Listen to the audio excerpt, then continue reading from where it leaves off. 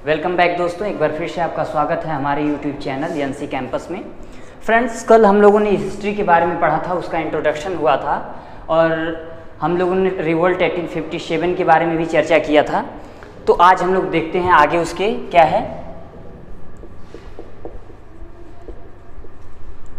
History में हम लोग पढ़ेंगे the third phase of Indian national movement. जो third phase of Indian national movement है उसे हम लोग मानते हैं जो गांधीवादी युग था उसको। इसका युग है 1999 से लेकर के 1947 तक। इसे हम लोग गांधीवादी युग कहते हैं, गांधीयन एरा इसको बोलते हैं हम लोग। तो सबसे पहले तो थोड़ा सा गांधी युग के बारे में जब हम लोग पढ़ेंगे तो गांधी जी के बारे में चर्चा करना लाजमी है। जैसा कि सभी लोग जानते हैं कि गांधी जी का जन्म 2 अक्टूबर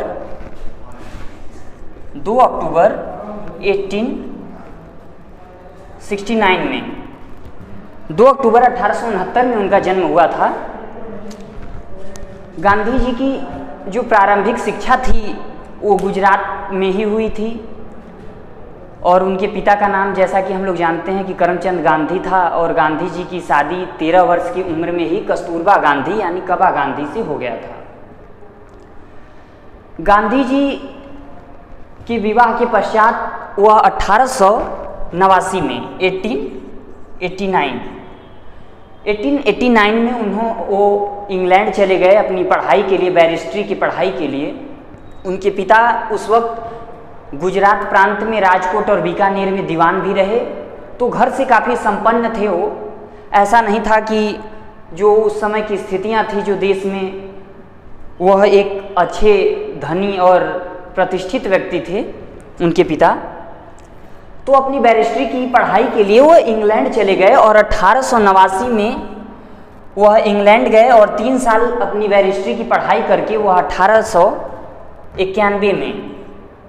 1891 में वह भारत पुनः वापस लौटे और वह मुंबई और गुजरात में अपना बैरिस्ट्री का प्रैक्टिस उन्होंने स्टार्ट किया, लेकिन उन्हें कुछ खास उसमें सफलता नहीं मिली। उसी दौरान 1892 में एक दक्षिण अफ्रीका में भारतीय मुसलमान व्यापारी दादा अब्दुल्ला थे, जो एक व्यापारी थे। वह गांधी जी से आग्रह किए कि आप आइए साउथ अफ्रीका और हमारी एक जो केस है उसे आप लड़ने का कार्य करिए। और गांधी जी 1892 में जाते हैं इंग्लैंड, साउथ अफ्रीका जाते हैं और वहाँ पर दादा अब्दुल्ला की केस वह लड़ते हैं। और इसी दौरान गांधी जी देखते हैं कि यहाँ साउथ अफ्रीका में वहाँ भी ब्रिटेन का शासन हुआ करता था। जब एक ऐसा समय था कि पूरे विश्व में जितने भी देश थे सब औपनिवेशिक देश हुआ करते थे ब्रिटेन का राज पूरे विश्व पर था। इसीलिए कहा जाता था कि ब्रिटेन का सूर्य कभी डूबता नहीं है, ब्रिटेन का सूर्य कभी अस्त नहीं होता है।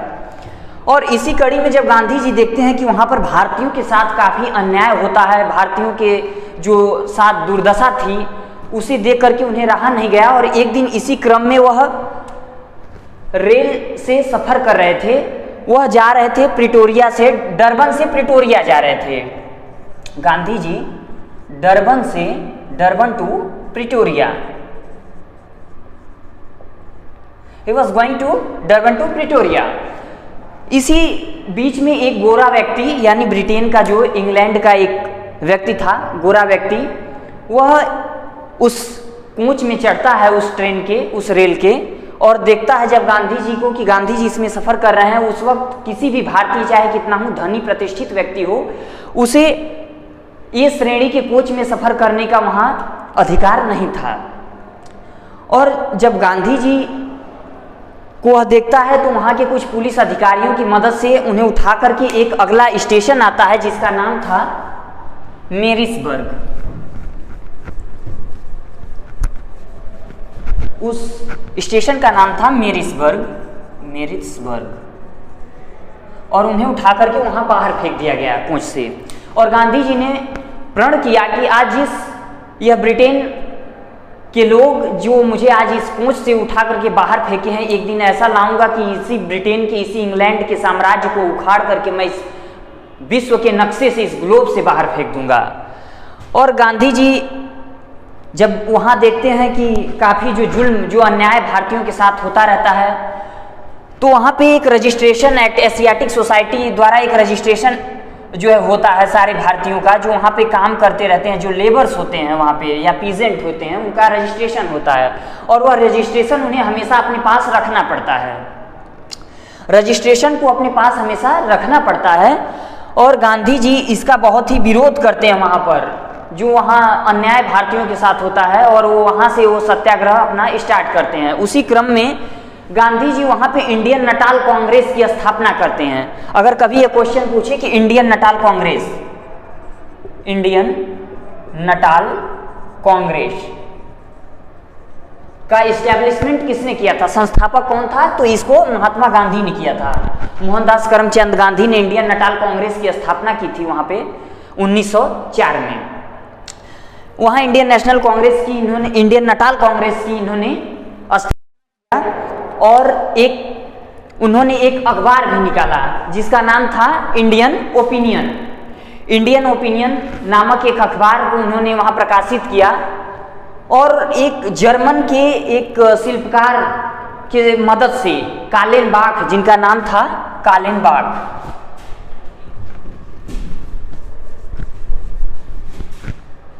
जर्मनी के एक शिल्पकार थे, इनके सहयोगी थे, जिनका नाम था कालेनबाख, जिनकी मदद से इन्होंने एक आश्रम, टालस्टॉय फार्म यानी फिनिक्स आश्रम का इन्होंने स्थापना किया। किसका? फिनिक्स आश्रम, फिनिक्स आश्रम, फिनिक्स आश्रम का इन्होंने वहां पर स्थापना किया। और गांधी जी इस तरह से साउथ अफ्रीका में हद तक जो वहाँ भारतीय थे उनको उनका अधिकार दिलाने में कामयाब रहे। और वहीं पे इन्होंने सत्याग्रह का प्रथम प्रयोग किया और उसमें वह सफल रहे, जिसमें जब 1906 में गांधी जी जो सत्याग्रह का इन्होंने प्रयोग किया, उसके बाद जब इन्हें वहाँ सफलता मिली तो यह भारत लौटने के लिए सोचे। 1909 में 1909 में इन्होंने एक पुस्तक लिखा जिसका नाम था हिंद स्वराज। हिंद स्वराज इनकी पुस्तक बहुत ही प्रचलित पुस्तक है जिसका नाम है हिंद स्वराज। इसको गांधी जी ने कब लिखा था, अगर क्वेश्चन पूछे तो 1909 यानी 1909 में गांधी जी द्वारा यह लिखी हुई पुस्तक है हिंद स्वराज। 1909 में इन्होंने हिंद स्वराज लिखा। इस तरह से जब यह भारत लौटे, यह 9 जनवरी 1915 को यह भारत लौटे। और उस दौरान भारत में प्रथम विश्व युद्ध जो विश्व में लड़ा जा रहा था 1914 से 18, जिसमें अंग्रेज गांधी जी की मदद से गांधी जी को यह अपना प्रपोजल देते हैं, उन्हें एक कहा जाए तो एक लालच देते हैं कि हम आपको, अगर आप हमारा मदद करते हैं प्रथम विश्व युद्ध में तो आपको हम स्वराज दे देंगे। और इस स्वराज के चक्कर में गांधी जी उनकी मदद करते हैं और जो युवा होते हैं, जो भारतीय होते हैं, उन्हें यह प्रेरित करते हैं कि आप लोग जाइए, कहाँ, आप लोग ब्रिटेन की सेना में आप लोग भर्ती होइए। इन्हें भर्ती कराने वाला सार्जेंट भी कहा जाता है। भर्ती कराने वाला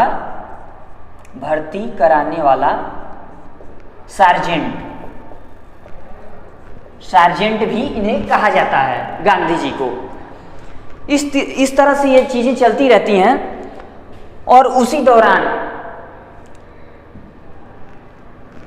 बिहार के चंपारण में नील की खेती, उस वक्त 3 कठिया पद्धति, जो इंग्लैंड के जो ब्रिटिश सेना थी, ब्रिटिशर्स जो थे, अंग्रेज जो थे, चंपारण में भारतीयों को एक अनुबंध कराया जाता था, एक एग्रीमेंट कराया जाता था। उनकी भूमि पर वह जो चाहते थे वही उनको खेती करनी पड़ती थी। और वहाँ उस समय नील की खेती कराई जाती थी किसानों से। नील की खेती कराई जाती थी। 1917 में चंपारण जाते हैं गांधी जी। 1916 में लखनऊ पैक्ट होता है। लखनऊ अधिवेशन में गांधी जी से मुलाकात होती है राजकुमार शुक्ल नाम के एक व्यक्ति से। राजकुमार शुक्ल नामक एक व्यक्ति से होती है और उनके विशेष आग्रह पर गांधी जी जाते हैं चंपारण। चंपारण जाने के बाद वहाँ पर जो पुलिस कमिश्नर होता है इन्हें वापस लौट जाने के लिए कहता है। राजकुमार शुक्ल थे, आप लोग नोट कर सकते हैं इसको, राजकुमार शुक्ल। ये गांधी जी को आग्रह किए कि आप आइए चंपारण और हम लोगों की मदद करिए। जो ब्रिटिशर्स हैं, जो ब्रिटेन के लोग हैं, ये हमसे नील की खेती करवाते हैं और तिनकठिया पद्धति 3/20 भाग पे एक भूमि के और कर लिया जाता था। तो राजकुमार शुक्ल इनसे आग्रह करते हैं और गांधी जी वहाँ जाते हैं। तो वहाँ का कमिश्नर इन्हें वापस लौट जाने को कहता है, लेकिन गांधी जी नहीं मानते हैं। ये अपने अड़ियल रवैये के बाद इन्हें परमिशन दे दी जाती है। परमिशन इन्हें दे दी जाती है कि आप जाइए चंपारण गांव में। चंपारण जाते हैं तो इनसे और भी लोग जुड़ते हैं, जिसमें थे पहले जेबी कृपलानी थे। जेबी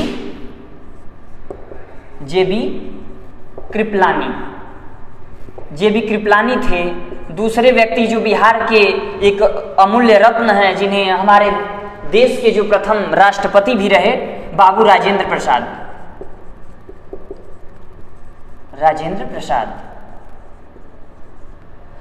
और भी लोग थे, जैसे मजहरुल हक थे और महादेव देसाई थे, नरहरि पारिक थे और इत्यादि लोग थे।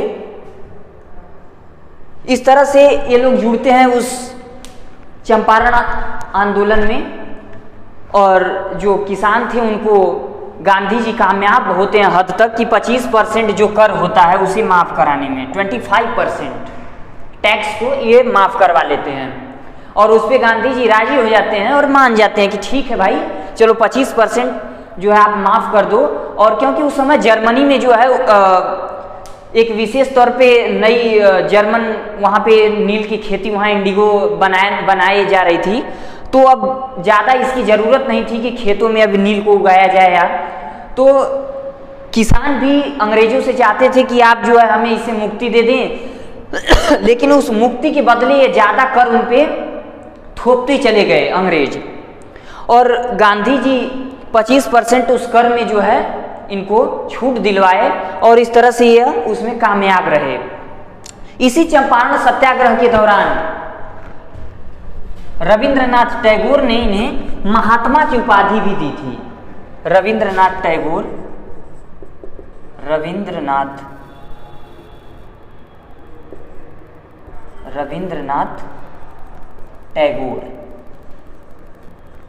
जो हमारे राष्ट्रगान के भी रचयिता हैं, जनगण मन अधिनायक जय हो के रविंद्रनाथ टैगोर ने इनको महात्मा की उपाधि दी।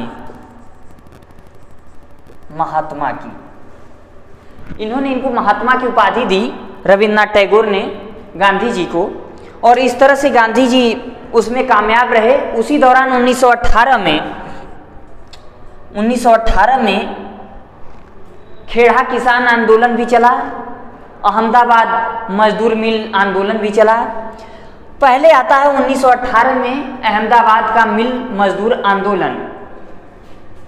मिल मजदूर आंदोलन जो था 1918 में, गांधी जी उस वक्त जब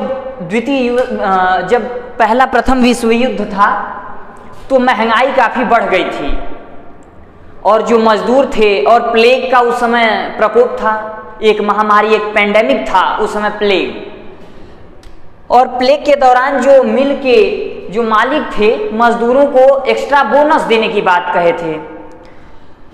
तो वह जब प्लेग कुछ समाप्त हुआ, जब उसका प्रकोप कुछ कम हुआ, तो जो मालिक थे मिल के वह चाहते थे कि जो बोनस है उसको हटा दिया जाए, उसको समाप्त कर दिया जाए, और इसे लेकर के मजदूरों के बीच में असंतोष व्याप्त था।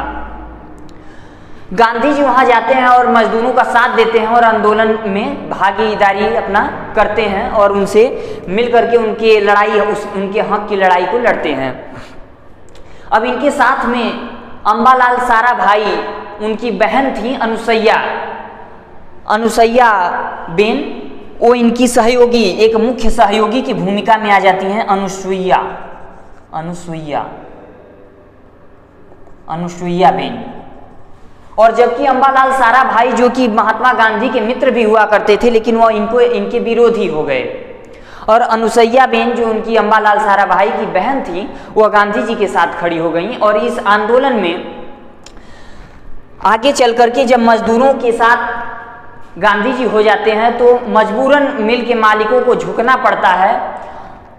मजदूरों की मांग थी कि जो विश्व युद्ध है उसके द्वारा जो है महंगाई काफ़ी बढ़ गई है, तो बोनस हमारा समाप्त न किया जाए, उसे जारी रखा जाए। और इसमें 35% यानी 35% पर बात पक्की हो जाती है और मनवा लिया जाता है कि यानी 35% गांधी जी मनवा लेते हैं अपनी बात को कि 35% बोनस मजदूरों को दिया जाएगा। उसके बाद 1918 में ही खेड़ा किसान आंदोलन भी होता है। बारदोली सत्याग्रह के दौरान वहाँ सरदार वल्लभ भाई पटेल जो कि लौह पुरुष के नाम से जाने जाते हैं, इन्हें सरदार की उपाधि महिलाओं ने दिया। फिर 1920 में ही खिलाफत आंदोलन 1919 से 1922 चलता है, जो कि प्रथम विश्व युद्ध के बाद ब्रिटेन एवं तुर्की के मध्य होने वाली सेवर्स की संधि से तुर्की के सुल्तान जो थे उनका पूरा अधिकार छिन गया था। तो जितने भी संसार भर के मुसलमान थे, जो विश्व के सारे मुसलमान थे, तुर्की के सुल्तान के साथ थे और वह चाहते थे कि इनको खलीफा घोषित कर दिया जाए। और इस खिलाफत आंदोलन में गांधी जी मुसलमानों की सहानुभूति व्यक्त करने के दौरान उनके साथ खड़े हो जाते हैं। और एक खिलाफत आंदोलन के दो नेता होते हैं, मौलाना मोहम्मद अली और शौकत अली। इनके साथ गांधी जी खड़े हो जाते हैं और इनके साथ वह भी मुसलमानों की हिमायती बन जाते हैं और चाहते हैं कि नहीं, खिलाफत आंदोलन की लड़ाई लड़ी जाएगी। और उसी दौरान यह अंग्रेजों के खिलाफ एक अपना बिगुल भी फूंकते हैं। और जो 2-3 ये प्रथम में इनके जो आंदोलन थे, सत्याग्रह थे, इस तरह से इनका चलता रहता है। तो आज हम लोगों ने 1918 में जो खेड़ा सत्याग्रह के बारे में पढ़ा, अहमदाबाद मिल मजदूर आंदोलन के बारे में पढ़ा और खिलाफत आंदोलन में हम लोगों ने थोड़ा सा चर्चा किया। और आगे विस्तार से इसमें हमने पूरा बताया कि किस तरह से उन्होंने टॉल्स्टॉय फिनिक्स आश्रम की स्थापना किया, इंडियन नटाल कांग्रेस की स्थापना किया, इंडियन ओपिनियन नामक एक अखबार को भी निकाला गांधी जी ने। 1889 में इंग्लैंड गए। फिर उसके बाद 1892 में यह एक दादा अब्दुल्ला नामक के मुस्लिम व्यापारी के केस के संदर्भ में साउथ अफ्रीका गए। इन्हें प्रेटोरिया से डरबन जब जा रहे थे तो मेरिसबर्ग स्टेशन पे उतार करके इन्हें फेंक दिया गया। इस तरह से इनके जीवन में जो कालक्रम हुआ। और ये 1917 में चंपारण सत्याग्रह में भागीदारी किए, पार्टिसिपेट किए, जो कि राजकुमार शुक्ल के विशेष आग्रह पर गए थे। तो इस क्रम में अब आगे हम लोग पढ़ेंगे, इसके आगे 1919 और 1920 में जो खिलाफत आंदोलन और इसके आगे का जो क्रम होगा आगे हम लोग पढ़ेंगे। तब तक के लिए इतना ही। धन्यवाद। Thank you.